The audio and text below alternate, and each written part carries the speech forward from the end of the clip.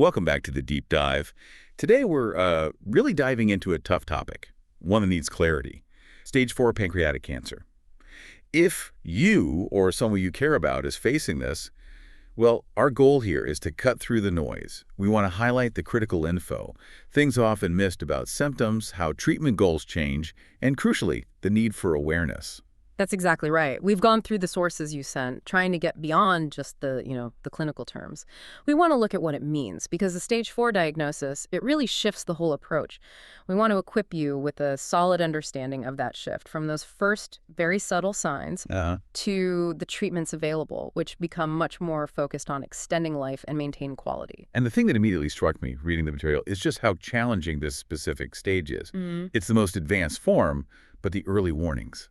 They're often so subtle, so easily dismissed, until it's, well, often quite late. Yeah, that lack of clear early red flags is a huge part of why stage 4 is diagnosed so often. Okay, so let's start there. Defining terms. When doctors talk about stage 4 pancreatic cancer, what exactly are they saying? Right, so stage 4 defines how far the cancer has spread. It means the cancer cells have the technical term is metastasized outside the pancreas itself. So it's moved beyond the original spot. Yes, to distant parts of the body.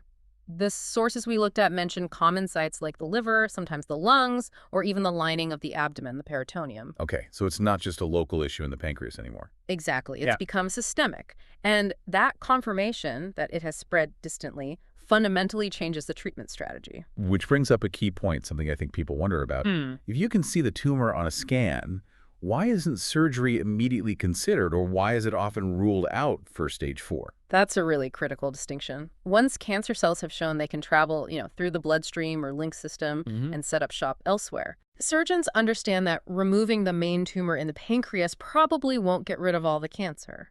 There are likely tiny, invisible clusters of cells, micrometastases already spread out. Okay. So it wouldn't be a cure. Precisely. The sources are clear. For stage 4, surgery to remove the primary tumor isn't usually curative, so it's generally not the recommended path. The goal shifts immediately. It moves from trying to cure the cancer to controlling it and focusing on quality of life. That shift, cure versus control, that's huge. Let's circle back to those symptoms then.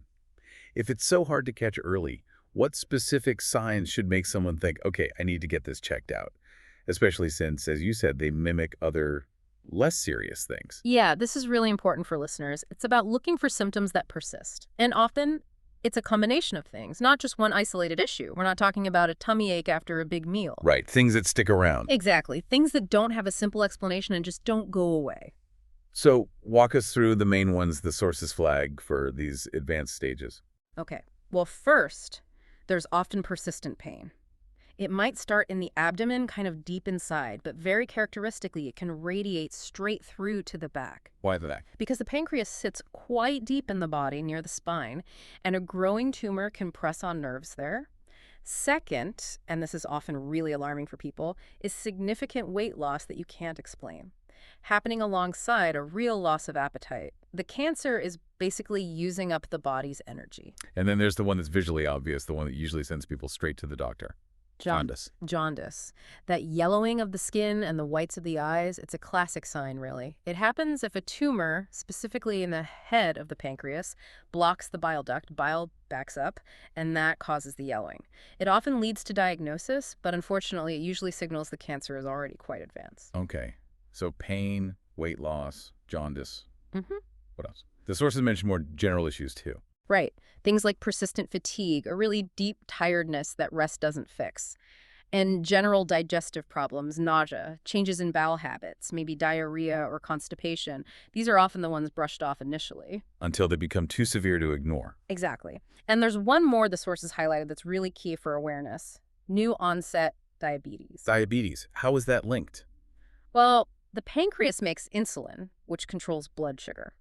If a tumor damages the pancreas or interferes with insulin production, someone, especially later in life, might suddenly develop diabetes seemingly out of the blue. That should absolutely be a red flag. It warrants checking the pancreas. So the takeaway here is pretty clear. If you or someone you know has a persistent combination of these back pain, unexplained weight loss, jaundice, maybe new onset diabetes, don't wait. Absolutely. The sources stress See a healthcare provider immediately. Prompt evaluation is crucial. Okay, so let's say the diagnosis is confirmed as stage 4. We've established the goal changes. Yeah. Let's talk treatment. What are the options when the focus shifts to, as you said, control and quality of life? Right. So the treatment plan becomes highly personalized. It depends on the specifics of the cancer, its molecular features, and the patient's overall health and fitness. It's definitely not one size fits all. What's the main tool in the toolbox, generally? The cornerstone really is still chemotherapy. It's the primary way to try and slow down the cancer's growth and spread. Often, doctors use quite potent combination regimens. You might hear names like FOLFIRINOX. These use multiple drugs together to attack the cancer cells. But those are tough regimens, right? Significant side effects are common. They can be, yes. Which really underlines why managing side effects and maintaining quality of life is so central to the whole treatment plan. It's a constant balance. Beyond chemo, what else is used? You hear about newer approaches. Definitely. Targeted therapy is increasingly important. These are drugs designed to zero in on specific genetic mutations or proteins found in the patient's particular cancer cells. Unlike chemo, which hits all fast-growing cells, these are more precise. So potentially fewer side effects if the tumor has a target that matches an available drug. That makes sense. What about immunotherapy? We hear so much about it for other cancers. How does it fit in with stage 4 pancreatic cancer, based on the sources? It's an interesting area. Pancreatic cancer has historically been considered immunologically cold, meaning it's quite good at hiding from the body's immune system. So immunotherapy drugs that help your own immune cells fight the cancer hasn't been the same kind of game changer yet as it has for, say, melanoma or lung cancer.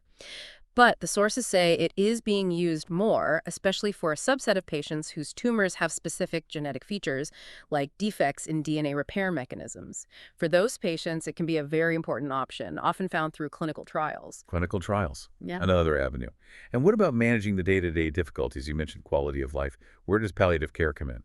This is so important. Palliative care in this context isn't just about end of life. It should start from day one of the diagnosis. Right, it runs alongside the cancer treatment. Exactly. It's all about proactively managing symptoms, controlling pain, dealing with nausea from chemo, helping with appetite, addressing the emotional and psychological stress. The sources we reviewed were clear. Integrating palliative specialists early actually improves both quality and length of life. That's a powerful point. Now, we do have to touch on the prognosis. It's why awareness and research are so vital. The survival statistics for stage 4 are, frankly, sobering. They are. The data shows the 5-year survival rate for metastatic, stage 4 pancreatic cancer is typically low, generally cited as less than 3%. That's a very tough number. But the sources also cautioned against taking that statistic as a final verdict for any individual, right? Absolutely. Statistics are population averages. They aren't predictions for one person. The sources emphasize that individual outcomes really do vary. Factors like the patient's general health, their age, and crucially, how well their specific cancer responds to treatment make a big difference. And new treatments are slowly improving those numbers. It's not a static picture. No. And connecting back to quality of life, survival is also heavily influenced by the support system the patient has. This isn't something anyone navigates alone. Let's explore that support structure. The sources mentioned a whole team is needed, beyond just the oncologist. Who else is crucial for helping patients live as well as possible? It needs to be a really holistic team. Definitely nutritionists are key.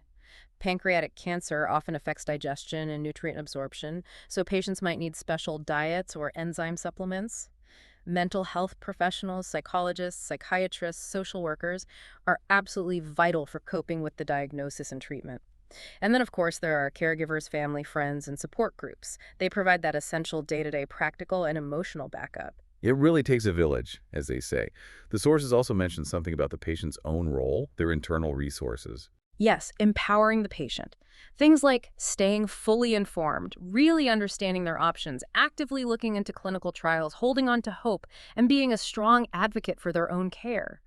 These are powerful tools. Patients shouldn't feel they're just passively receiving treatment. Right, being an active participant. Now, speaking of advocacy, let's broaden the lens. The sources raised a really important point about the societal fight against this disease, specifically funding and awareness. There's a gap. There is. It's striking. The sources directly connect that very low survival rate we mentioned, the less than 3%, to the fact that pancreatic cancer research has historically received significantly less federal funding compared to other major cancers like breast or prostate cancer. Wow. Yeah. And that funding gap directly impacts the development of the very things needed to change the prognosis: better early detection methods, new targeted drugs, more effective immunotherapies. So awareness isn't just about making people knowledgeable, it's actually fuel for scientific progress. Yeah. What practical steps did the sources suggest for listeners who want to help bridge that gap? They mentioned several things. Sharing personal stories is powerful. It puts a human face on the statistics. Donating to organizations focused specifically on pancreatic cancer research is critical. And using visible opportunities. Wearing purple, especially in November, which is Pancreatic Cancer Awareness Month, and participating in walks or events.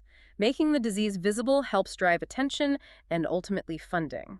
It sounds like a dual effort. Advancing the science and raising the public profile have to go hand in hand. Okay, so let's try to tie this all together. While we've seen stage 4 means the cancer has spread far beyond the pancreas, which forces a complete shift in treatment goals away from cure towards control.